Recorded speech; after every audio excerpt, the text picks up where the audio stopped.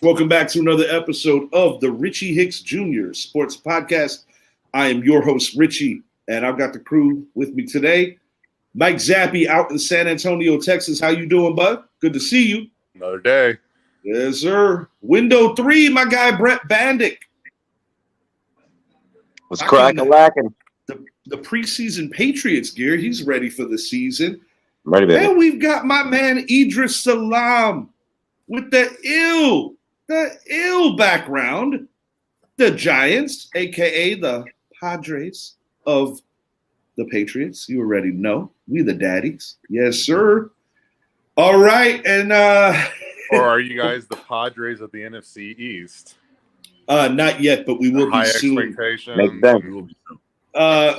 Buddy boy, we actually have won championships in this century, so you need to fall back on that expectation. I will. You know what? And we've given you 30 years, and you're still behind us. Well, what are we behind in? We have 8 world championships. The NFL didn't start when you guys got invited. You're right, it didn't, but the Super Bowl did, and we. But remember, y'all started 1960 before the Super Bowl. So and the guy that trophy's named after started with the GMEN, and that game issued football that is on the field every Sunday has our owner's nickname on the back. You would think the trophy that started with a guy that started with the G-Men, that the G-Men would have more Lombardi trophies. Yeah, but whatever. No big deal. A thank you would be acceptable, given that we gave you Tom Landry and we gave Green Bay Vince Lombardi. Let's start. Giant payday, a giant disappointment. We're talking about number 26, my man Saquon Barkley. Will the New York Giants strike a deal before the deadline? They are running out of time, but, they proved already that with the DJ thing, everybody was freaking out what was going to happen there. Mr. Bandick, I'm going to start with you because I knew you were about to grab that, so I said yeah, I would. Yeah, no, 100%. No, I think he's not going to hold out. He's going to sign. It may be for less than what he wants. I think, what is he asking for, 16?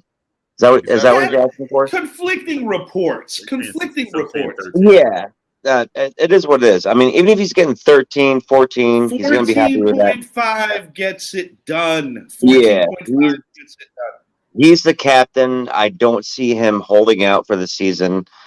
He's been working out with DJ too. It makes no sense why. And plus, you're leaving money on the table. Yeah, no, it's not going to be in.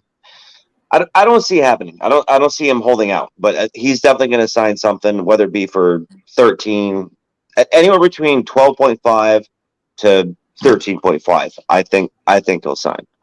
I think it's going to take a little more up front. I think it's going to take a little more than 13.5. I'll be honest. I think it's got to be 14 or better to make it work. I think what the holdup is, personally, it's not so much the 13.5 to 14. I think it's more about what's guaranteed and are there provisions on how many games he can play? Because as we know, he does have the injury history, not just the knee tear in Chicago, but the funky injury that he caught in AT&T Stadium, basically just running off the field. Well, I mean, he had a comeback year this year, so I think I think he can get some more money than what he was guaranteed. Everybody agrees with your take except for the NFL honors. I want to know what Gino came back from. No, you hold on. You stay there. Mr. Idris, because I know Zappy is he's gonna do something here. So I'm gonna start Giant fan. Yeah, I think speak on this. Zappy got that look like he's about to say I don't think he'll sit out because one thing, it's gonna make him look bad with the team, fans, and everyone else. Oh yeah. It's already annoying Q. We know that. Yeah, where's he gonna go to get more money?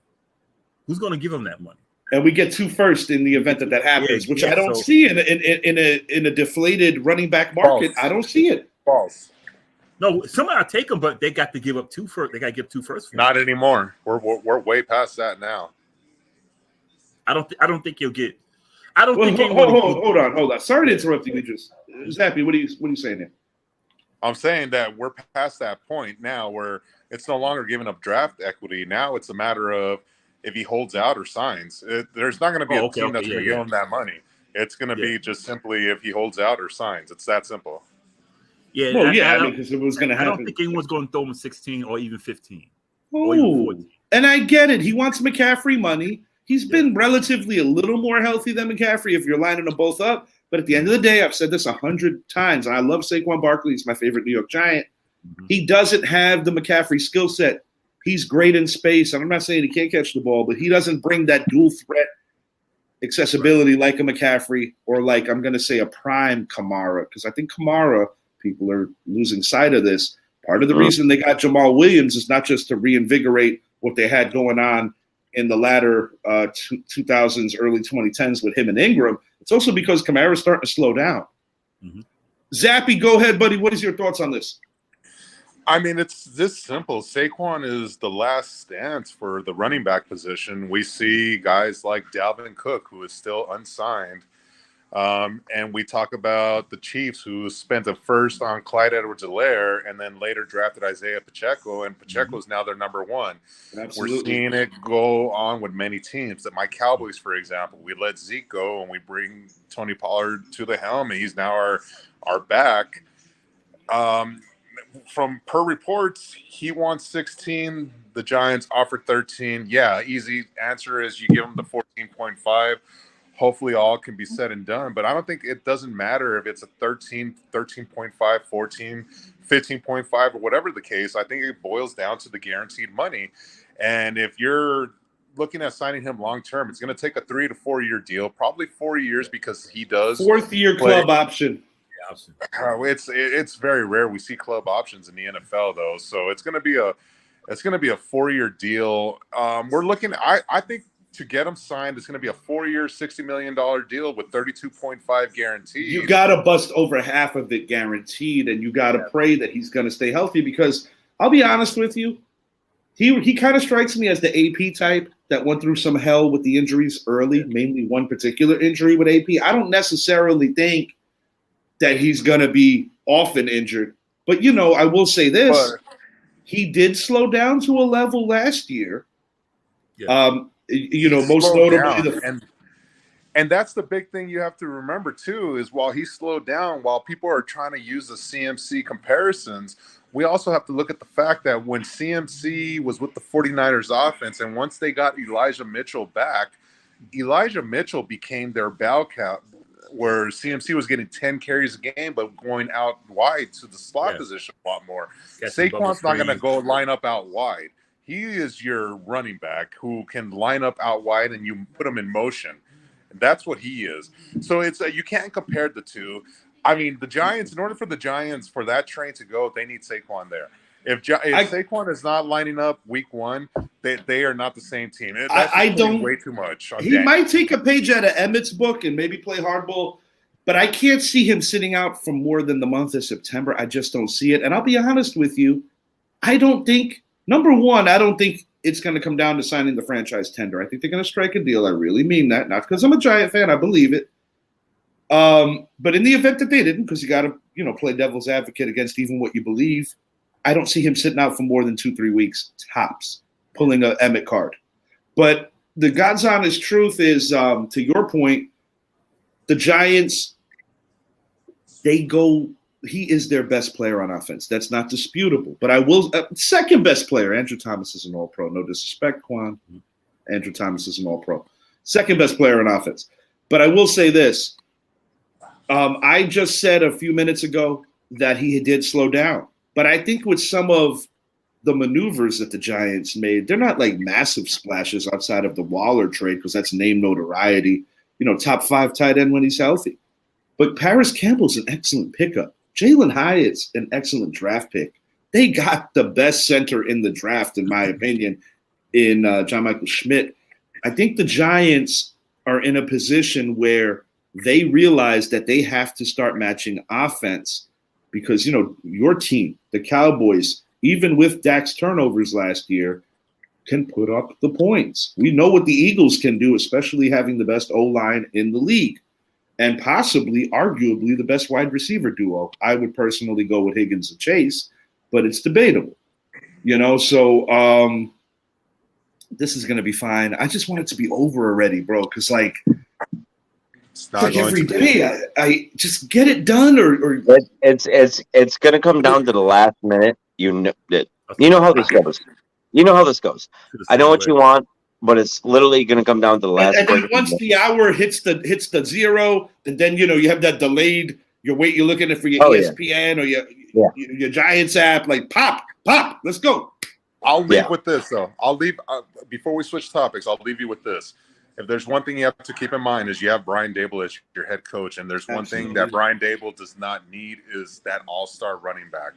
So there's that part you have to remember. So it could be simply Brian Daboll saying, don't pay him that money. I'll be just fine with what we have. Well, Daboll is very much in the ear of Shane and vice versa. They work very equally as a team, and John Mara, to his credit, has gotten out of the way and allowed football people to make football decisions. It's the first time, to be very honest with you, that a GM and a coach have had this kind of continuity since George Young and Bill Parcells. And to be honest, they didn't even get along, but they still got the job done.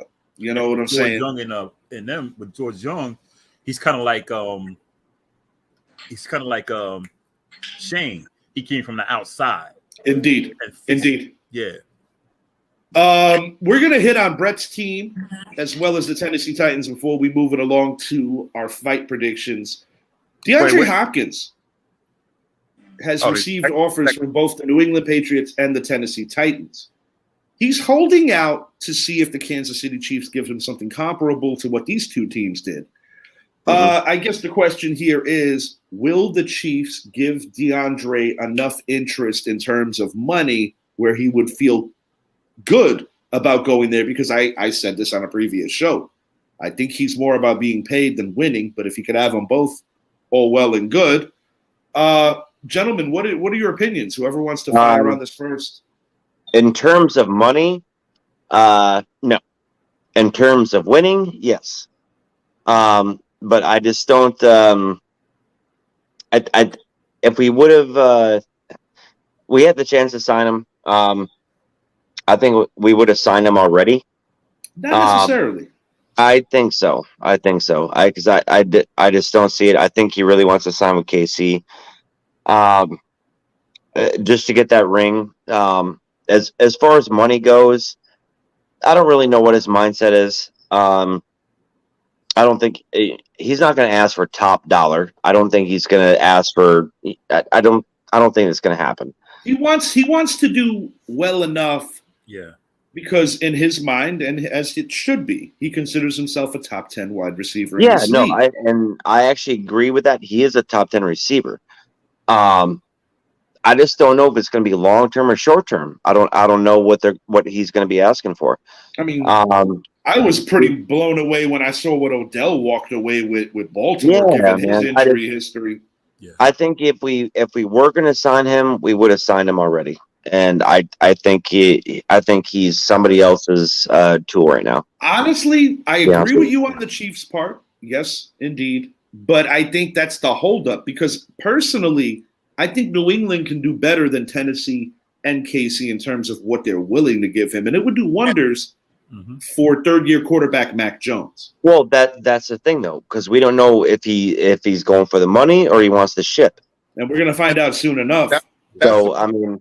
I think I'm going to agree with Brett on this one. I think it's not necessarily the money, because if the Patriots would have offered him, say, an annual salary of $20 million or even $18.5 million, he would have signed.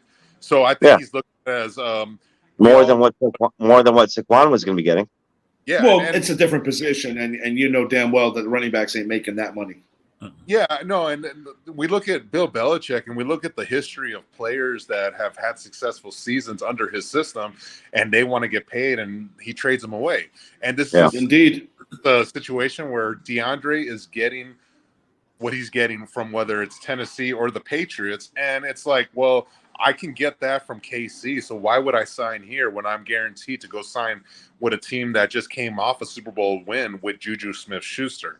So, you know, if it means you got to lose $1 million, then you lose the $1 million and you go get that ring. So I don't think the Patriots are blowing him out of the water. I don't think any team has, because that's why he's still a free agent. My understanding is Tennessee made the most handsome engagement with him, do you want Levis or Malik Willis throwing you the ball? That's the thing. They don't exactly have. If it was 3 years ago, it'd be pretty awesome to have him and King Henry. But right now, not so much. you want Mahomes or Mac Jones throwing you the ball? You know what I mean? So it's like exactly what it is. I mean, come on. I think the guy has already made his decision. I think if we would have signed him, we would have signed him already. But the Chiefs need to make theirs because the Chiefs don't exactly have an ideal cap situation. No, I know, but I think we had our shot, and I don't think we're going to sign him. Idris, go ahead, buddy. I still think he's going to go to New England for some reason. Really? I'm with you. I think that's where he ends up. I really do believe that. He'll go. A green screen. Really? I got to hear this. KC don't have the cap money to pay him. Mm-hmm. They will next year, but next year's next year. Right. So I think Tennessee would be the best bet, though. For him. So he's all about the money and not the chips. No, it's not so much about the money, not the chips. It's that you can't get underpaid. Sorry, Idris. No. You can't get underpaid to a point where it's insulting either. Right. No, I know that, but I would take a pay cut to get a ship. But that's a pay cut. That's something below market value. That's me. Especially when I know I have Patrick Mahomes and Travis Kelce backing me up. No, I get it, but at the end of the day, it's a business. And the thing is, when you're on that football field, you're already on borrowed time. My whole thing is, yeah, taking a pay cut's one thing, but taking something substantially below market value is another. And I think that is an issue that he would run into with the Chiefs. Not necessarily next year, as Idris alluded to, but I'm talking about like this year. So I don't know. I still, and he does have a fondness for Coach Belichick. Yeah, I know that, but I don't know, man. I had heard someone was saying on ESPN, I don't know why I was listening to ESPN, how Cleveland would be a good landing spot because of Deshaun Watson, and I'm like, that's an interesting one, yes. Yeah, but I think they're pretty good on the corners, and I know him and Watson had a good, good rapport together. But, Peoples-Jones, Njoku's their tight end. Mm-hmm. It would allow the Browns to put Amari. You got Amari Cooper. Cooper. Yes. What's that? It would allow the Browns to put Amari Cooper in the slot, in which he's very dangerous because of his footwork. Right. That would be an interesting situation. Not to mention that I can't wait for the North show. That's going to be the most unpredictable division. That's why I didn't want to go any further. Yeah, because I'm saying to myself, wait a minute. That's a hypothetical. I don't necessarily think DeAndre Hopkins is looking forward to playing in that kind of weather. Then again, KC. Then again, New England. But Cleveland's a little different. That's either way you're getting weather. Either way, you're getting cold weather. Either way. I'm going to get you all boiling here at the end of the show when I do my 5 hot takes for this coming season. As we're talking about that, I'm going to get y'all's blood boiling right away. So you're saying, basically, you're saying we're going to be fighting. Maybe. And speaking of fights. Huh. All right. It's all right, I'll start with this one. All right, so we already know that the Dana White, the UFC, they have not wanted to pay Francis Ngannou.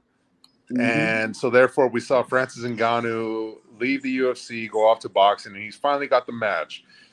So Tyson Fury will be taking on Francis Ngannou in a match that a lot of people think is going to be exciting. I don't. I think Tyson Fury, the boxer, will do just that and outbox him. He knows he has to avoid that right by Francis. And I look at this building up as something for Dana White, because then we talk about Stipe Miocic and John Jones fighting each other, where John Jones said, I want to fight the greatest heavyweight ever. He's fighting Stipe Miocic now. But the thing is, Francis might have been the greatest heavyweight if he would have just evolved his game a little more, a little faster. So I look at this simply. Tyson Fury is going to beat Francis Ngannou. He's going to outbox him. He's going to tire him out. He's gonna toy with him the way Tyson Fury does. And when it comes to the octagon, John Jones is probably going to step in that octagon and beat Stipe, because while Stipe is one of the greatest, John Jones is probably the greatest fighter ever. And John Jones walking around at 255 was not much for him. It's going to set up for a John Jones, Francis Ngannou heavyweight championship in the UFC in 2024, maybe early 2025. That's the way I look at it. It's going to be something where Dana White's going to sit there and say, I need Francis. And Francis is going to sit there and say, boxing, you know, I got a great power punch, but I need UFC. That's the way I look at that one. Let me ask you this. Go ahead, Idris. You first. Yeah, I don't even see this as a fight. The John Jones Stipe fight, I think Jones is going to take that. I don't even see him. I don't think it makes it a round 2. Yeah, they're right. That's how I see it. With Fury and Ngannou, I don't even think that's going to be a fight. No, I think Fury just, like I said, just toying. I think he'll wear him down. I think he'll eventually knock him out. I say 8 rounds because the octagon is not like the boxing ring. And throwing them big bombs, they wear you out. I box. You throw them big bombs and you miss. Yeah, I'm right there with you. Exactly. Yeah, they wear you down. And we've already seen Tyson Fury can take a punch. Mm-hmm. And he'll sit there and lay on the ropes and lay on you. And those gloves, unlike the octagon gloves, those gloves, they start feeling like bricks after a while. And I say he's going within 8 inside of 8 rounds, man. Just keep punching the ball. And I think he'll just go back to the UFC and go ahead and fight Jones, and that'll be that. And we've seen it many times. We've seen fighters go from the UFC to boxing or boxing to UFC, and at the end of the day, the sport that you have spent countless years training in, it goes to prove that you're going to be victorious. And we saw Conor McGregor, who a lot of people thought was you literally took the words out of my mouth. Yeah. Then he goes to fight Floyd, and Floyd toyed with him. He said, I'm going to toy with him the first 6 rounds. He did. And then round 7 or 8, he took him out. Yep. Now Tyson Fury, while he's a heavyweight, he can punch like a light heavyweight. He can punch with speed if he wants to. He can move. Yeah, and his head movement is out of control for a heavyweight division. Yeah. And now you're going to bring in Francis Ngannou, who relies exactly on that. He relies on watching the guy go for the takedown, and he drops you with this bomb. You can't do that in boxing because now it's one-dimensional. This is not. There's no more kicks you have to worry about. There's no more takedowns. It's straight up fucking boxing. You watch the shoulders, and that's that. Fury in 5. But let me ask you this. That's a good. Fury in 5, and it's not going to be a knockout, but it's going to be stopped. But let me ask you this: what's left for Tyson Fury after this potential probable victory? Do you guys think that you might see one final go with Deontay Wilder, similar to what Pacquiao and Marquez did in a lighter weight class? No, because Deontay Wilder has kind of disappeared off the face of the earth. He's doing a lot of talking, but he's not fighting. He's not fighting. Yeah. Do you think he might be really getting his mind right for one final shot to rewrite? They would have to schedule an Anthony Johnson, Deontay Wilder fight. It's going to essentially be an elimination fight. Yeah. Well, see, that's who he wants. He wants Johnson. Yeah, but that's what you got to have to give it first. Yeah. The Bronze Bomber has to get one last crack at Fury to make it right because it is literally the only man he can't beat. But how does it make it right when you're still losing 2 of 3? And to be honest with you, I think he lost the first one too. I think Fury won all 3, in my opinion. Well, exactly. Yeah. I still think that was the most bizarre knockdown / get up. That was movie-like. Yeah. Because Wilder caught him. But the one thing that I give Wilder, and the reason why I say he has a legitimate chance, is because in 2 separate fights of the 3, Wilder has put Fury on the canvas. So I can't say that Wilder doesn't have a chance. I can't say that. Is Fury the better boxer? Has Fury proven that he's living in his head? Absolutely. But he could beat him. He could. I'm not saying he will. Yeah. I'm saying he could. Anything can happen. In a fight, absolutely. But absolutely. I would say, anything can happen, but I think after seeing it multiple times and it still hasn't happened. Yeah. Because remember, at the same time, while this can happen, they've also gotten older, and Wilder's strength is not what it was a few years ago. Mm-hmm. So there's a lot to take into this, and Tyson's chin has only gotten stronger. And one thing about Wilder, his endurance, man, because Fury wore that guy down. Yeah, he sure did. And in fight 2, he broke his eardrum. Yeah. But let me ask you guys just a generational type question. I think you guys will appreciate this one. I'm just to throw a legend at you against Tyson Fury per se. Lennox Lewis. Lennox Lewis. How would that go down in your guys' opinion? I'll give you mine after you guys weigh on this. Wow. That'd be a good one. It would be. I mean, personally, just looking at the resumes, I think Tyson Fury comes out on top, but it would be a decision. Really? I think Tyson was the faster boxer. That's fair. Lennox is a faster boxer than DeAndre. They both have the same kind of power, but I think Tyson's the kind of fighter that we've seen time and time again that he can adapt to the situation. And it's no disrespect towards Lennox because I love Lennox Lewis. I think he's one of the greatest we've ever seen. Definitely the greatest out of England. Maybe not because Tyson is too, but like it's just I look at the resumes and maybe, but at the same time, boxing was different when Lennox was fighting compared to with Tyson fighting. It's a hard one, but I'm going to have to go with Tyson Fury just based on the overall grand scheme of things, the overall picture.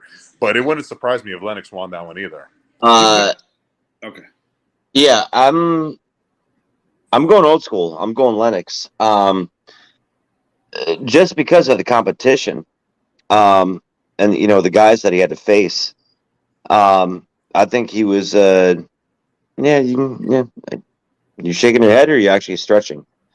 I'm gonna speak on it when you're done. Yeah, because I got something to say. Yeah, okay. Come on, competition, guys. I think Lennox, yes, as a heavyweight, I think he was just a smarter fighter.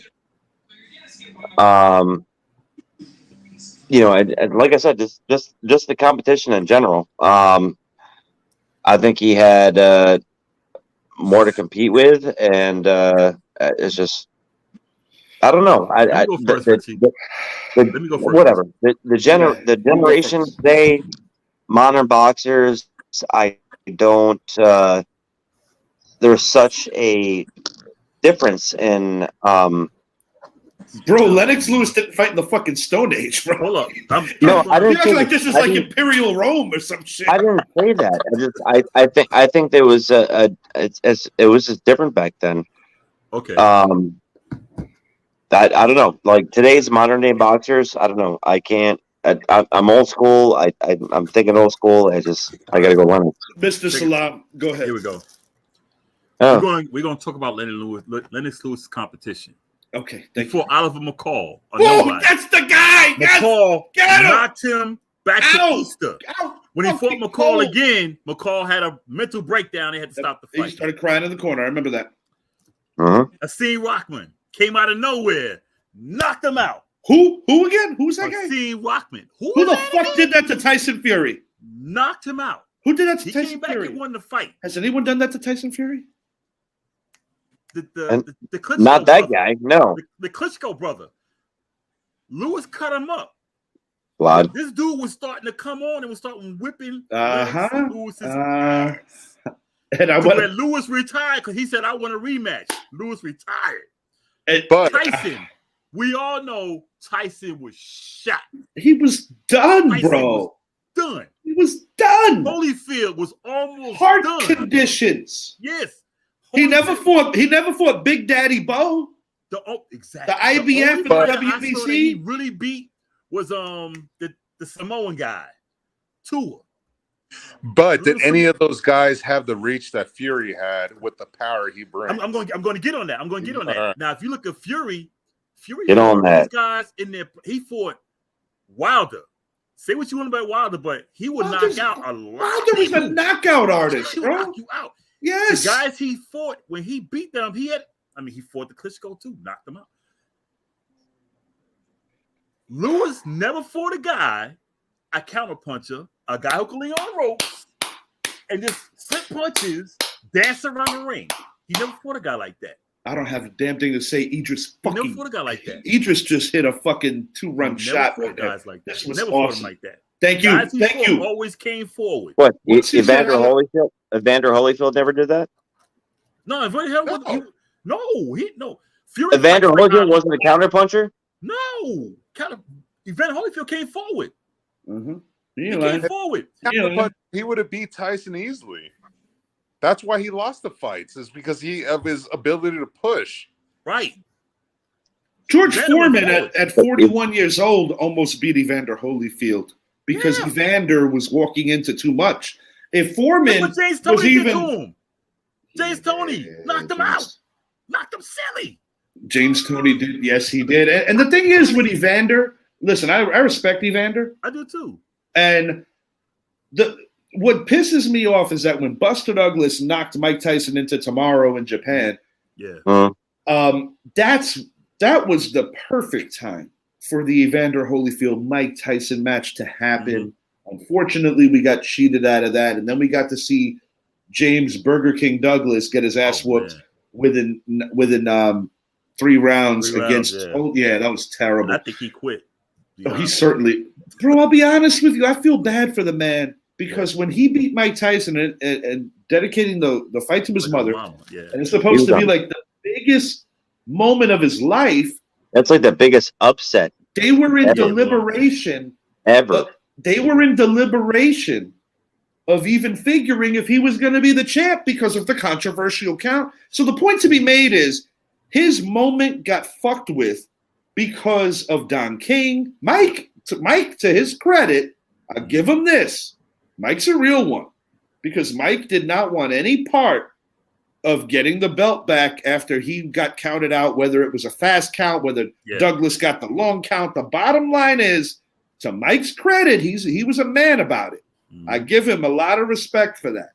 Yeah, because Mike was invincible prior to that match. Yeah. And we talk about head movement, completely different body structures, completely different fighters. But Mike Tyson's head movement was unparalleled during that time in the division. I mean, big guys gave Mike a bit of a difficult time. I think Donovan Razor Ruddock, the 2 fights, he did more than an admirable job. The first Frank Bruno fight, the first one, I think it was 1990, if I'm not mistaken. The second one, not so much. The iconic picture of Pac and Tyson hugging after the fight. Yeah. But, man. Mike Fury Tyson has a style like Ali. Lay on the ropes. Yes. I mean, completely different body structures because Fury's a giant. Slip punches, dance around the ring. Hell of a jab. His arms about 30 feet long. Got them Scottie Pippen arms. But I'll be honest with you, bro. Getting back to the original question, I think Brett's the only one that believes that Lennox beats Fury. I certainly don't believe that. I don't think he does. Nah, man. And you know, Brett, no disrespect. I think Lennox fought during the years of a good era. Yeah. But to Idris's point, I think that Lennox played the system well enough to avoid some prime fights. Because Holyfield, if he would have fought Lennox maybe a few years earlier, who knows? I mean, you know, Bo and Holyfield had a phenomenal trilogy with Bo winning 2 out of 3. I think Holyfield defeating Mike. The first fight was a classic. We all know what happened in this. That was a damn good fight. I'll be honest with you. In my opinion, I think that's the greatest fight of Evander Holyfield's career. What's your favorite trilogy, not including Rocky and Apollo? Oh, that's easy. Gotti and Ward. They didn't fight. Gotti and Ward. Yes. Gotti and Ward. Thank you. Thank you. Gotti and Ward, man. I was looking for that. That really was 36 rounds of hell. I really was, man. I was looking for that. That was 36 rounds of hell. I tend to agree. My number two would actually be Bo and Holyfield. That was the best one, but at least for the Mexican community to watch fucking Marquez knock out Pacquiao the 3rd time around. Yeah. That was crazy. That was 4 times. They actually 4 times, yeah. Correct me. Didn't they fight a 5th time, if I'm not mistaken, or am I losing it? It's like 4 or 5. I could have sworn there was a 5th. Pacquiao had a win, 1 was a draw, and 3 Marquez wins. If I'm not mistaken, don't quote me on that. Nah, it was. I think it was 3 pack wins. Yeah, I think they fought 4 or 5 times. At least 4 times they fought. Oh, I said it back. I don't know why my thinking going on. It's been a minute. I used to drink at a lot of these fight parties. Yeah. Any De La Hoya fights in there? De La Hoya, I got a robbery. I got 2 robberies actually with Oscar. In my opinion, I think he did enough to get the nod against Floyd Mayweather, but because when you think about the bigger picture of boxing, Oscar's getting a send-off. Floyd's going to keep going. It didn't really make sense. Trinidad too. Absolutely. That was my next one I was going to mention. He absolutely beat Trinidad. Yeah. And, dude, I'm Puerto Rican, and I wasn't rooting for Trinidad. Yeah. I wanted Oscar to win that fight because at the end of the day, he's the golden boy. You know what fight I went to when Hopkins fought Trinidad? I was in Madison Square Garden. Let me tell you how it was. Now I don't mean to get off the God damn. Nah, it's good. It's good. It was hype because Trinidad, New York, Puerto Rico. Of course. It was hype. Of course. But like on TV, you can hear crowd yelling. But in the stadium, in the college, in the garden, and I love my Puerto Rican brothers. Don't get me wrong. My brother was Puerto Rican, half Puerto Rican. It got quiet when he knocked Trinidad down. The Puerto Ricans, it was like when he went down, it was like the Puerto Ricans had a look on their face like somebody just died. And I was looking around, and I'm like, yeah, because see, I had Hopkins. They said, "No, that's gonna knock Hopkins." I said, "Hopkins gonna knock that kid out." Hopkins broke my heart when he hit fucking De La Hoya because De La Hoya was winning the fight. He was up on points. Yeah.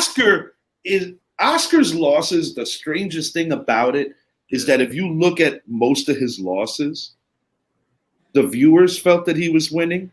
Mm-hmm. Or the actual judges revealed this. Yeah, exactly. He was on his way to winning that fight. I think it occurred in round 9, if I'm not mistaken. Yeah, 8 or 9, somewhere around there. I think it was 9. We're gonna move this along to baseball. Damn, this got good, bro. This got good. Yeah, we gotta do a boxing show. Third boxing topic. The first one was a draw. Fights 2 and 3 were majority decisions to Pacquiao. The 4th fight was the knockout by Marquez. Which was the big fuck you. Like, you beat me, but you never beat me, but I beat you. Because he actually won one of them other fights. Apollo complained about this over 24 rounds of hell with Mr. Balboa, but he did win the rubber match leading up to part 4. Yeah. And, that all led to, I said this on the previous show, I will say it again. I blame James Brown for Apollo Creed's death. That man was sitting on his ass for 3 years, living the good life. Yeah. Rocky, I love you to death, man, but you should have talked him out of that shit. Yeah.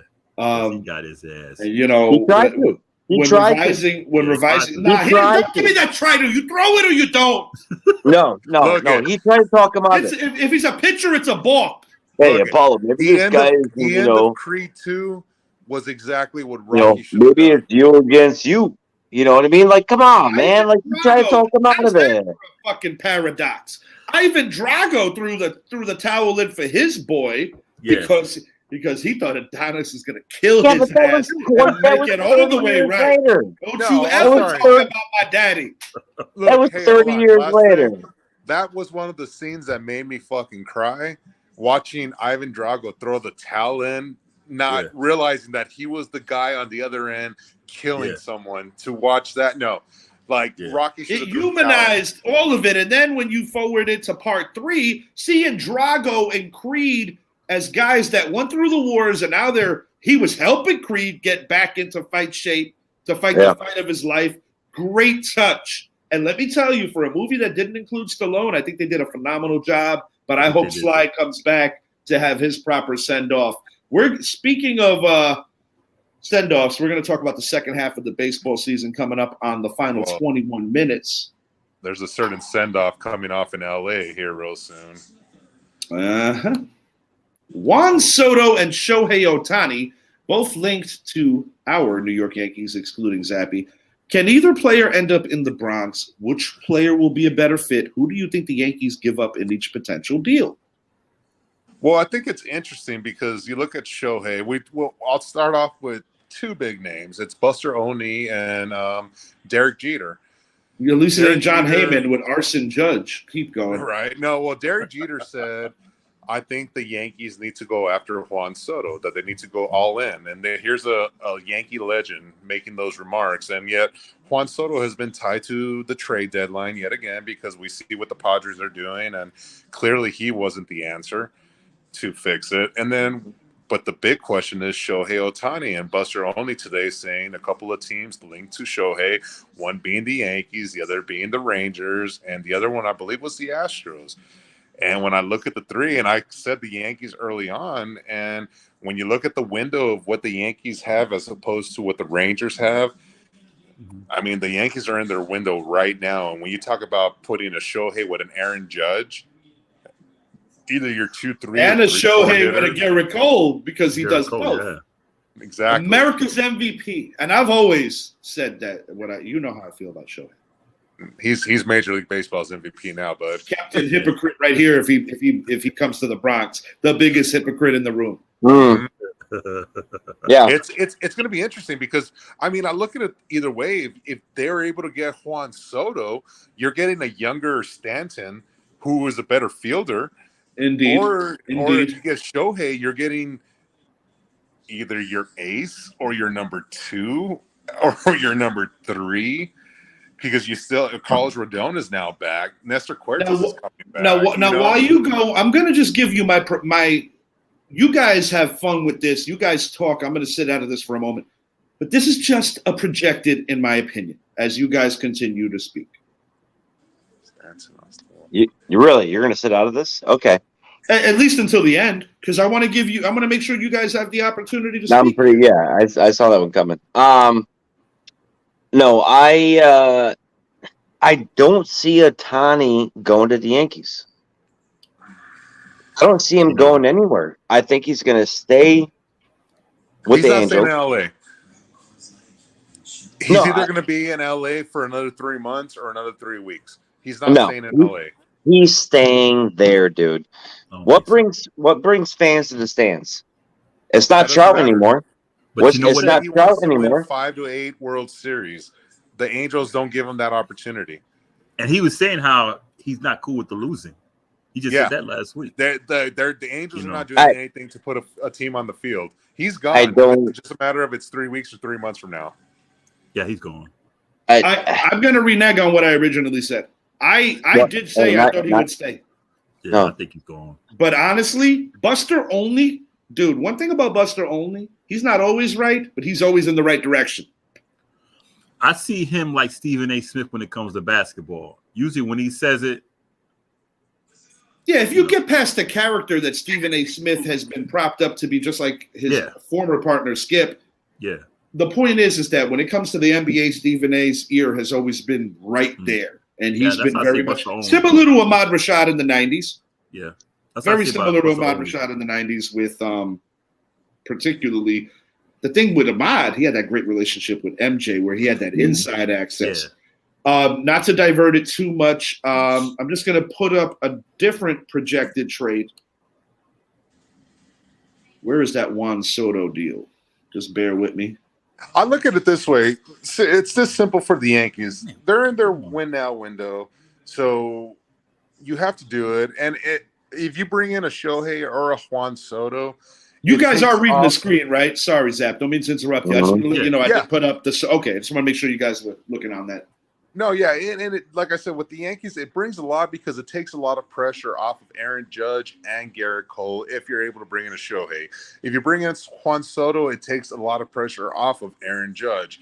Mm-hmm. This Yankee team, while they're sitting in 4th place right now, 1 game ahead of the Red Sox, I think the realization is it might not be about this year, but it's about next. But they are only a game in the loss column, or I believe it's a game in the loss column out of the final wild card. So there's 2 ways to look at it.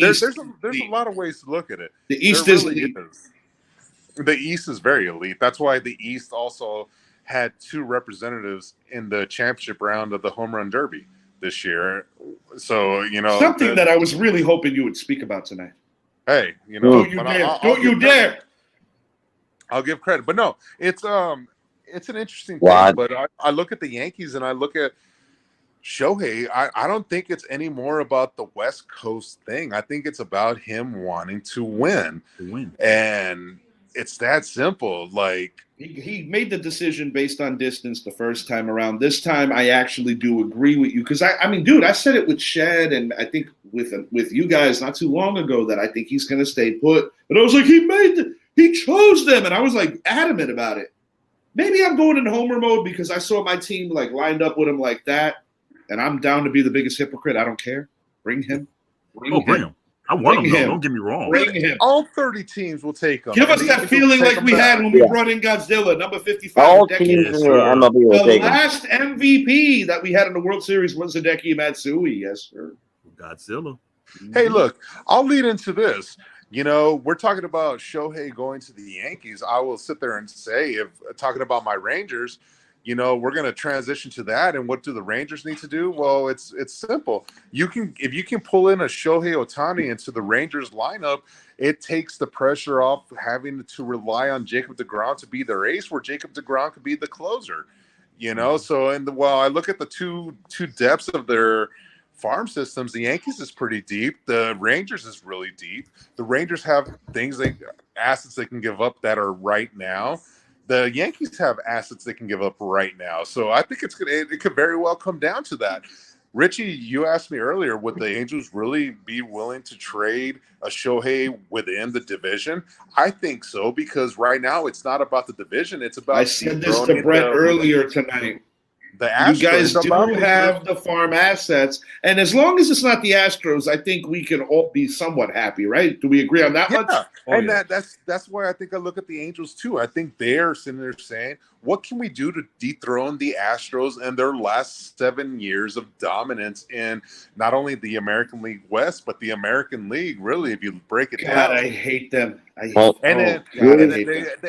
a reason why Kyle Tucker and Yordan Alvarez got booed the way they did coming out of the tunnel in Seattle. Zap, I'm going to pose you here. I don't give two shits about either one of those guys. Brett, go ahead.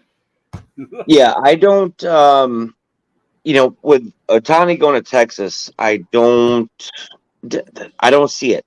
Number one, because deGrom, he's going to come off a massive surgery.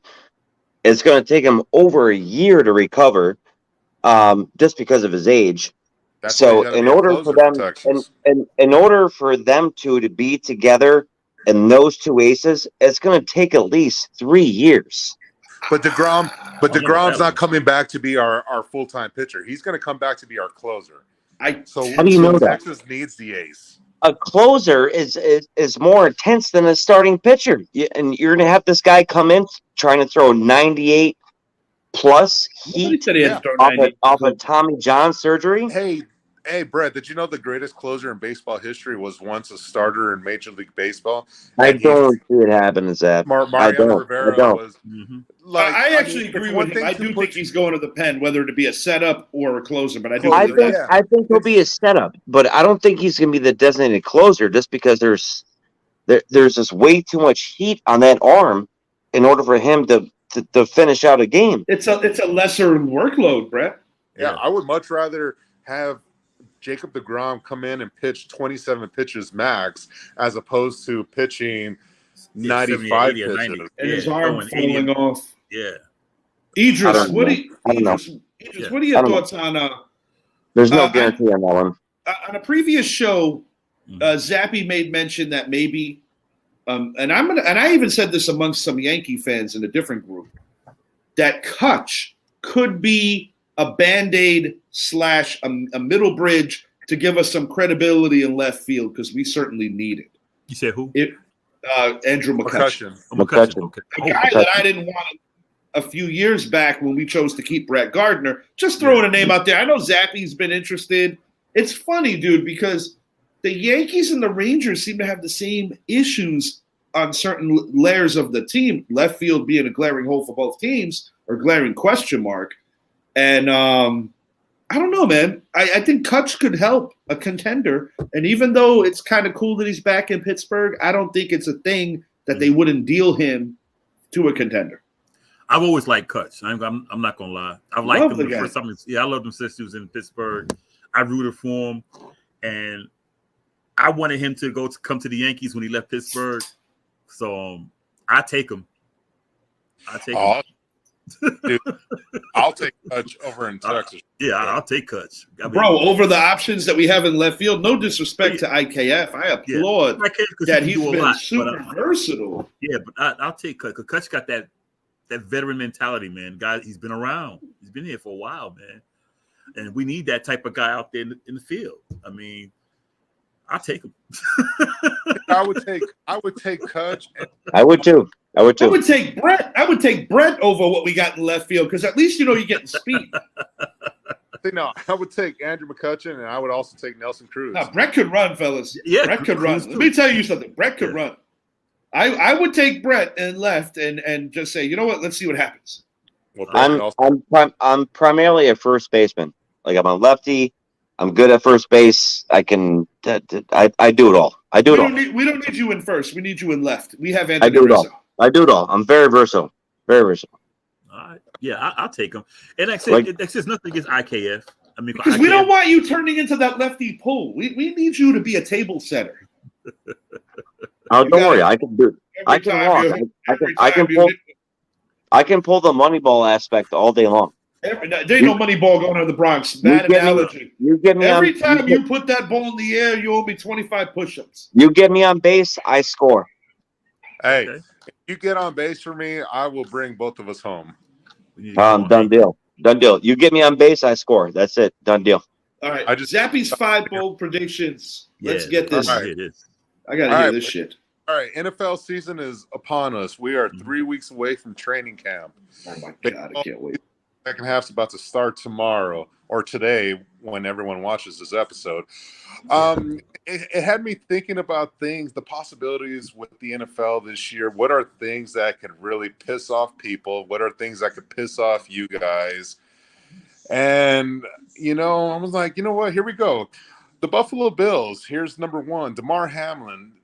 We know what happened to him in Cincinnati, and everyone's talking about Buffalo. They're going to be yet again the team that's going to return, be right there with the Bengals and the Chiefs in the AFC. I say false. Buffalo will not only finish in 3rd in the division, but they will miss the playoffs. Thumb up or thumb down, panel? Do we agree? Thumb up for yes, thumb down for no. Buffalo misses the playoffs. That is the way I look at it. I think that Stephon Diggs situation with Josh Allen is a lot bigger than we are letting on to believe. That defense is older. They lost a lot of key pieces. Yeah, the Buffalo Bills will miss the playoffs. Secondly, a surprise team that will make the playoffs is a team out of the Midwest, a team that has been owned by a one called Aaron Rodgers. He is no longer there. The Chicago Bears made the right moves during the offseason. That's even after trading Roquan Smith. I do believe the Bears will be right there. A couple games behind the Lions. They will finish in 2nd place in the NFC North, and they will make the playoffs. I know Brett, you guys. Up or down?